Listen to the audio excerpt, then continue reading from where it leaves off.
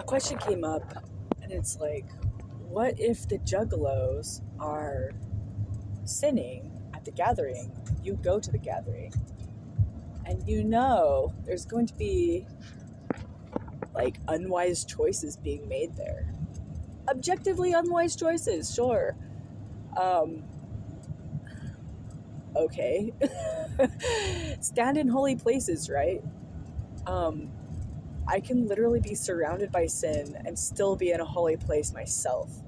I can still be serving God, even in the midst of my enemies. Yea, verily, though I be in the midst of my enemies, the Lord layeth a table before me in the midst of my enemies. Yeah, there's going to be people who would make unwise choices. That's literally everywhere in life. Like, I interact with people sinning on the same intensity level as people at the gathering. Every day, at the grocery store, at church.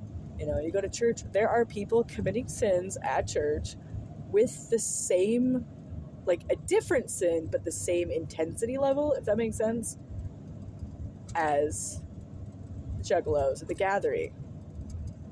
The only difference is that a lot of times at the gathering, everything's very open. They're not hypocrites at the gathering. That's one thing I like about the juggalos. It's one thing I really like about ICP. And a lot of,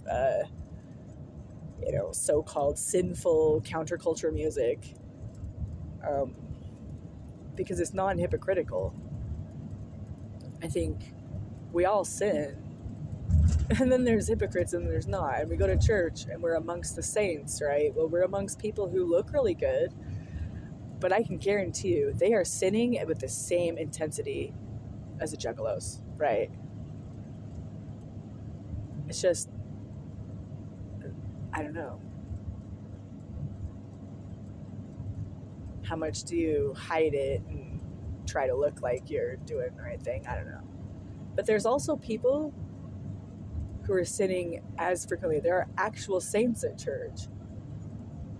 And there are actual saints at the gathering. Like, it's the same. It's the exact same. So if there's a question like, oh, how could you go to the gathering when you believe in God? How could you not? That's what I'd say. You go to church on Sunday. That's weird that you'd go to, in the midst of such debauchery. It's like, yeah, I go to church on Sunday. I wallow in the midst of debauchery all the time. That is where we are. That is the world. We're supposed to be in the world, but not of the world. That is the world we live in. When I heard in Baptist Bible in prison from Vena, probably, and she said, I think it was her, it's likely her, said that the end of the world doesn't mean the earth will explode or anything. The end of the earth, the end of the world is the end of human society. Isn't that interesting? It's like, oh, the end of the world. And then in Tom Robbins' book, even Cowgirls Get the Blues, the clock people have a prophecy, the end of time. The end of time literally meaning the end of the clocks, the end of looking at the clock, the end of timekeeping. Not that everything will explode and go away and be catastrophic, but things will get better and improve and become free. Yeah, our society's crazy. Yeah, isn't that an agreement? And isn't that what, oh man, stupor of thought. Can I get it back? So what Joseph Smith said, what's something in the Book of Mormon? The end of the world, the end of society. Oh man. Something in there relevant, but I just had a stupor of thought. That's crazy.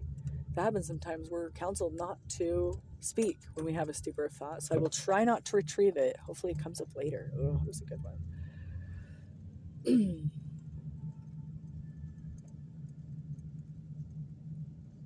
Yes.